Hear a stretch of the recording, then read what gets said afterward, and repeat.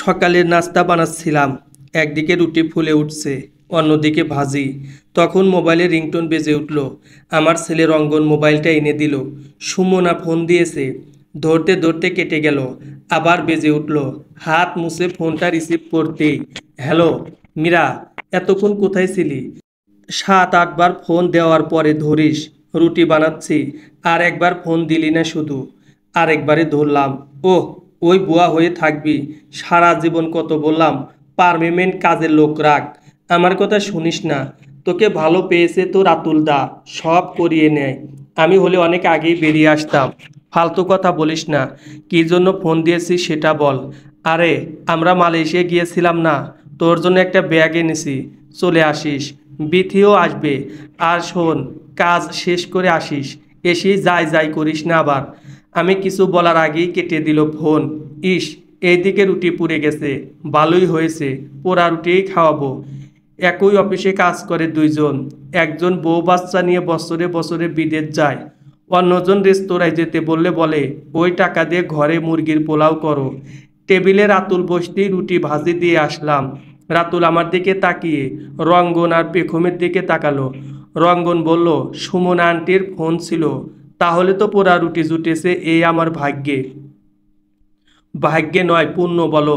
আমার মতো বউ পেয়েছো। তা তো আমি শুলে চড়ালেও মানব। এই, আমাকে দিয়ে কেউ অস্বীকার করাতে পারবে না। এই, তোরাও না। বাচ্চারা মুখ টিপে হাসছে। এই বেয়াদ্দপ, একদম হাসবি না। এইবার সবাই জোরে হেসে উঠল। হাসো হাসো। হাসবে তো। আমার ভাগ্য আমার উপর হাসে। একই অফিসে চাকরি করো, একসাথে পড়ালেখা করা। আমার বান্ধবী একজন 3টা কাজের লোক রেখে রূপচর্চা করে, অন্যজন রুটি থেকে হাত পুড়ে। একজন মালয়েশিয়ায় যায়, অন্যজন বছরে একবার কক্সবাজার বেড়াতে যায়। নিজের জন্যই কিছু কিনতে পারি না, আবার অন্য কারোর জন্য আনবো। ওখানে সব জিনিস তো এখানেই পাওয়া যায়। কি কিনবে ওখান থেকে? আর যাদের আছে তাদের আরও দিয়ে লাভ কি বলো? যাদের নাই তাদের দাও, যার প্রয়োজন। তা তো বলবে। আমার তো বিদেশি ব্যাগের প্রয়োজন, তাই সুমনা দিচ্ছে আর কি। কেউ তোমাকে ভালোবেসে দিলে আমি কখনো বলবো না নিও না, কিন্তু কেউ তোমাকে ছোট করার জন্য দিলে তা নেওয়া অপমান। ফালতু কথা বলবা না। কোনো সুখ দিতে পারো না, আবার অন্যকে নিয়ে বাজে বলো। ফ্ল্যাট কিনে দাও না, গাড়ি কিনে দাও না। তোমার অফিসের সবাই লোন দিয়ে সব করে ফেলছে, আর তুমি এই ভাড়া বাসায় জীবন কাটাও। জীবনের কোনো ঠিক আছে? আমার কাল কিছু হলে এই লোন কে শোধ করবে? আমি কারো উপর দায়ভার দিয়ে যেতে পারি না। আর কিছু বললাম? ওর কাছে হাজার যুক্তি আছে, যার উপরে আসলেই কিছু বলা যায় না। সুমনার ওখানে গেলে আরও মন খারাপ হয়ে যায়। কি সুন্দর সাজানো ফ্ল্যাট বাসা, ঝকঝকে, দামি দামি শোপিস। কাজের লোক সব পরিষ্কার করে সারাদিন। সুমনা এই শাড়ি ও শাড়ি, সেট জুয়েলারি দেখায় আর বলে, পার্টিতে একবার পরে গেলে ওটা আবার পরতে লজ্জা লাগে। মনে হয় সবাই বুঝে যাচ্ছে। বিথিও আমার মতো, কিন্তু ও সুমনা মতো চলতে চায়। কথায় কথায় খোঁটা মারে। এই, তুই কি এনেছিস রে আমাদের জন্য? আরে, আমার হাতে টাকা থাকে নাকি বেশি? জমাচ্ছে। আর কি সব রাতুল দা। তারপর কানে কানে এসে বলল, কত জামা আছে রে? বলেই দুজনেই হেসে উঠল। হঠাৎ রেগে উঠে যাওয়ায় ওরা আবার টেনে বসালো। আরে, মজা করছি। রাতে মন খারাপ করে বসে আছি। রাতুল মাথায় বেলি ফুল লাগিয়ে পিছন থেকে জড়িয়ে ধরলো। তখন সত্যিই কোনো মন খারাপ আর রইল না। দুজনে বেগুন বাজার নিয়ে বাড়ির পিছনে গিয়ে বসি। কি বাতাস হয় এইদিকে। কিছুদিন পর এক সকালে সুমনা ওর মেয়েকে নিয়ে এলো। বেশ আদুরে মেয়েটা। সুমনার জামাই আকাশ ওদেরকে গাড়ি করে নামিয়ে দিয়ে গেল। যাওয়ার সময় রাতুলকে গাড়িতে নিয়ে গেল। আসলে নতুন গাড়ি কিনেছে, ওটাই দেখাতে এসেছে। সুমনা আসার পর ওদের নাস্তা দিচ্ছিলাম। সুমনা বলছে, বেশি কিছু দিস না, বাপের বাড়ি যাব। ভাইয়ের বউগুলো আবার অনেক কিছু করে রাখে। আসলে ওদের জন্য সব সময় দামি দামি জিনিস গিফট করি, তাই একটু বেশি খাতির করে। আমি কিছু বললাম না। তখন রঙ্গন টিউশন করিয়ে ফিরেছে। সুমনাকে নমস্কার করলো। মিউকে দেখে লজ্জা পায়, তা আমি অনেক খেয়াল করেছি। কোথায় গিয়েছিলে? আন্টি, একটা টিউশন করায়, ওখান থেকে। সবে ইন্টার পাশ করে পাবলিকে ভর্তি হলে এখন থেকেই টিউশন? আমার তুহিন তো বন্ধুদের সাথে সাজেক যাইতেই 20,000 টাকা নিয়ে গেল ওই দিন। আন্টি, আমিও যাব সাজেক, নিজে জমাচ্ছি, তারপর যাব। বাবা বলেছে এখন থেকে নিজের পকেট খরচ নিজে জোগাতে, এতেই আমরা স্বাবলম্বী হব। সুমনা একটা বাঁকা হাসি দিল। মিউ পেখমের রুমে গেল। ওরা একই ক্লাসে, তবে স্কুল ভিন্ন। সুমনা, তোর মেয়েটা বেশ আদুরে, আমার খুব ভালো লাগে। আমার ঘরে নিয়ে আসবো বউ করে। আমার মেয়ের হাত খরচটাও তোর ছেলেকে দিয়ে পোষাবে না? যা। এইভাবে বলছিস কেন? যা সত্যি তাই বলছি। আমি চাই না কোনো মিথ্যা আশা রাখিস মনে। আমি চুপ হয়ে গেলাম। খেয়াল করলাম রঙ্গনের রুমের পর্দাটা একটু নড়ে উঠল। রাতুল ওই দিন সবাইকে নিয়ে রেস্টুরেন্টে গেল। আমাদের বিবাহ বার্ষিকী ছিল। আমাকে রাতে একটা চেইন দিল স্বর্ণের, খুব পাতলা। আমি বললাম, এইটা কি দিলে? সুমনাদের দেখালে হাসবে। রাতুল বলল, তুমি 10,000 দিয়ে শাড়ি কিনলে, বলতে পারবে 10,000-এর শাড়ি কিনেছো, কিন্তু তা তুমি বেশি হলে 2 বার পরবে, সব জায়গায় পরতে পারবে না। কিন্তু 10,000 দিয়ে স্বর্ণ বানালে তুমি তা বিপদে আপদে বিক্রি করতে পারবে, শাড়ি পারবে না। আমি আর কিছু বললাম না। এইভাবেই সাধারণভাবে এই দিক ও দিকের খুশি নিয়ে চলছিল আমার আর রাতুলের সংসার। কিন্তু একদিন সব উল্টো পাল্টো হয়ে গেল।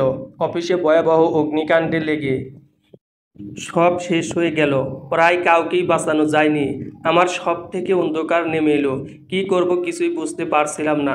সব শেষ মনে হচ্ছে। সুমনে কান্নাকাটি করে হসপিটালে ভর্তি হয়, কিন্তু আমি ভেঙে পড়িনি। আমি ঠিক বিশ্বাস করতে পারছিলাম না রাতুল আমাকে এইভাবে একা ফেলে যেতে পারে না। কিন্তু বাস্তব বড় কঠিন। আমরা রাতুলের চলে যাওয়ার চেয়ে তখন বেশি চিন্তা হয়ে উঠল, এখন আমি বাচ্চাদের নিয়ে কীভাবে চলবো, ওর শেষ কাজ কিভাবে করব। আমি টলতে টলতে আলমারি খুলে রাতুলের ড্রয়ার খুলি, দেখি ক্যাশ টাকা আছে 30,000-এর মতো।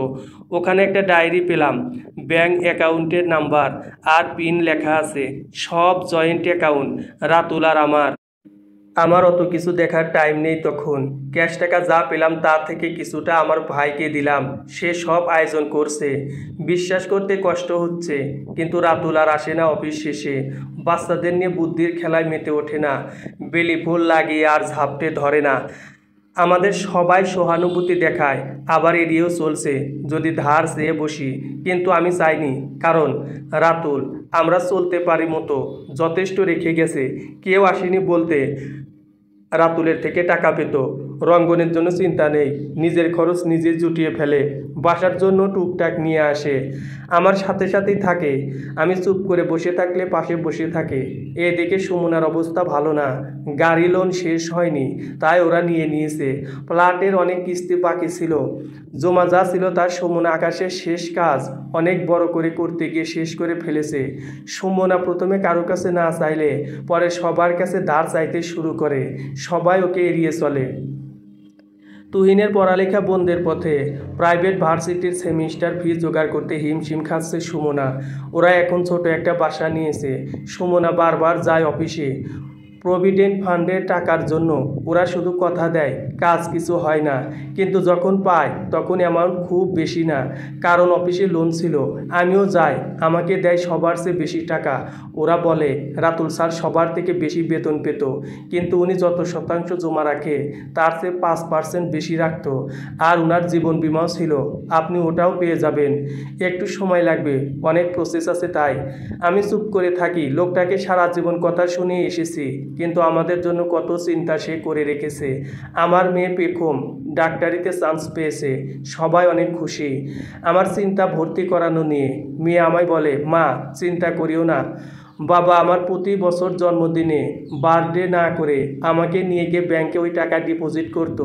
সে টাকা দিয়ে আমার পড়ালেখা খুব ভালোভাবে চলবে, আর আমার হাত খরচ আমি নিজেই চালিয়ে নেব, বুঝেছো? চিন্তা করো না, তোমার ঘরে এখন ডাক্তার আছে, সুই লাগিয়ে দিব। হা হা হা। লোকটার প্রতি দিন দিন শ্রদ্ধা, ভালোবাসা আর অভিমান সব যেন বেড়েই চলছিল। রঙ্গন BCS এর প্রথম শ্রেণীতে চলে এলো। আমার যেন আর কোনো চিন্তাই নেই, খুব ভালোভাবেই মাথা উঁচু করে চলে যাচ্ছে আমাদের। আমার ভাই সৌরভ আসে খোঁজখবর নিতে। একদিন হাতে 10 লাখ টাকা দিয়ে বলে, দাদা আমায় ব্যবসা শুরু করার জন্য দিয়েছিল, কাউকে জানায়নি দাদা, বলেছিল যখন পারবো তখন দিতে। দাদার জন্য এখনো খেয়ে পড়ে বেঁচে আছি। আমি দীর্ঘশ্বাস ফেলি, কিছুই বলি না। সুমনা আসে এখন প্রায় অনেক বয়স্ক লাগে ওকে এখন। তুহিন এখনো কোনো কাজ করে না, ঘুরে বেড়ায়। মিউ কোনো এক কলেজে অনার্স করছে। সুমনা দীর্ঘশ্বাস ফেলে, কারো কাছে যেতে ইচ্ছে করে না। টাকা চাইবো বলে কেউ এখন ঠিকমতো কথা বলে না। বাইরের বউগুলোকে সারা জীবন এত দিয়েছি, এখন গেলে এক কাপ চাও দেয় না। শুধু তোর কাছে আসি, তোরা ঠিক আগের মতোই চলে যাচ্ছিস। রাতুল দা অনেক করে গেছে তাই না? সুমনা কানে কানে বলে। কত জমা আছে রে। আমি আর চুপ করে থাকি না, মাথা উঁচিয়ে বলি, যা আছে তা দিয়ে আরামে কাটিয়ে দিতে পারবো। আর ছেলে মেয়েগুলো তো ওদের ক্যারিয়ার ধরে নিয়েছে, আর কি চিন্তা বল।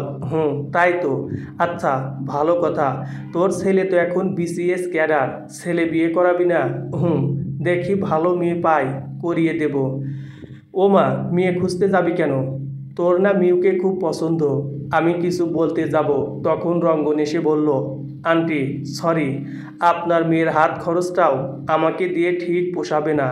এই রঙ্গন, এইভাবে বলছিস কেন? না মা, যা সত্যি তা বলছি। আমি চাই না কেউ কোনো মিথ্যা আশা রাখুক মনে। সুমনা কিছু না বলে চুপ করে উঠে চলে যায়। রঙ্গন আমার কাছে এসে বলে, মা, যখন তোমাকে কষ্ট দেওয়ার সময় কারো খারাপ না লাগে, তোমার কারোর জন্য কষ্ট পাওয়া উচিত না। আমার মনে হলো আমার পাশে রাতুল বসে আছে, ঠিক রাতুলের মতো, রাতুলের আদর্শে রঙ্গন। রঙ্গন অফিসে চলে যাওয়ার পর রুমে যাই। আস্তে আস্তে রাতুলের সে ডায়েরিটা বের করি। অনেকগুলো হিসাব নিকাশ, মাসের হিসাব, অ্যাকাউন্ট নম্বর, আরও অনেক হিসাব। আরও কিছুটা উল্টানোর পর একটা চিঠি পাই। প্রিয় মীরা, এই চিঠিটা আমি তোমাকে লিখছি। জানি না যখন পড়বে আমি তোমার পাশে বসে থাকবো কিনা। হয়তো কোনো এক বিশেষ দিনে তোমাকে দেব, কিংবা আমি নেই। আমি না থাকলেও আমার প্রতি তোমার রাগ ঘৃণা থাকবে না। যদি কিছু থাকে তা হলো অভিমান। আমি তোমার জন্য কোনো ঋণ রেখে যাব না। তোমাদের জন্য জমিয়ে রেখেছি যতটুকু সাধ্য। আসলে আমি এইটা তোমার থেকে শিখেছি। তোমার মনে আছে আমাদের সংসারের প্রথম দিকে আমি একটা এজেন্সিতে চাকরি করতাম। দিনের টাকা দিনে পেতাম, তোমার দিনের বাজার করে দিতাম। যা থাকতো তা দিয়ে আমি সিগারেট আর বন্ধুদের সাথে নাস্তা খেয়ে শেষ করে ফেলতাম। একদিন কোনো টাকাই পেলাম না। ভয় লজ্জায় আমি বাসায় ঢুকতে পারছিলাম না। তোমরা কি খাবে আজ? কিন্তু আমি যখন বাসায় ঢুকলাম তুমি ভাত নিয়ে টেবিলে বসেছিলে। আমি জানতে চাইলে তুমি বলেছিলে প্রতিদিনের চালের থেকে এক মুঠো করে রেখে দিয়েছি। প্রতিদিন এক মুঠো কম রান্না করলে কারো কম হবে না, কিন্তু এই এক মুঠো পরে একদিনের হবে। বিশ্বাস করো, আমি তোমার থেকে সেদিন অনেক বড় একটা শিক্ষা পেয়েছি। তাই আজকের সাথে সাথে আমি কালকের চিন্তা করেছি। সব সময় আমি যা বেতন পাই তা দিয়ে তোমাদের অভিজাত্য আর চাকচিক্য দিতেই পারি, কিন্তু এতে করে কালকের জন্য কিছুই থাকবে না। আমি বলছি না এইগুলো করা যাবে না, যাদের আছে তারা করুক, আমরাও করব, তবে আগে ভিত্তি করি। তাই এই বাসাটা আমি তোমার নামে কিনে নিয়েছি, কারণ এই ঘরের প্রতিটি কোণে তোমার ভালোবাসা। আমি সত্যি ভাগ্যবান তোমাকে পেয়েছি যে আমাকে অভাবের সময় ছেড়ে যায়নি। তাই আমি তোমাকে কোনো অভাবে ছেড়ে যেতে পারি না। শোনো মীরা, সুখে থাকতে ভালো থাকতে খুব বেশি কিছু লাগে না। আমি তুমি আর আমাদের এইগুলো দিয়ে বেশ ভালোভাবে চলা যায়।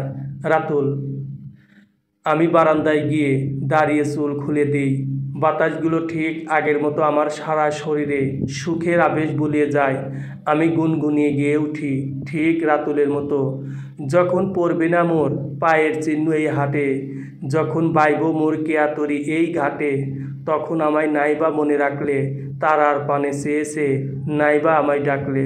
সমাপ্ত।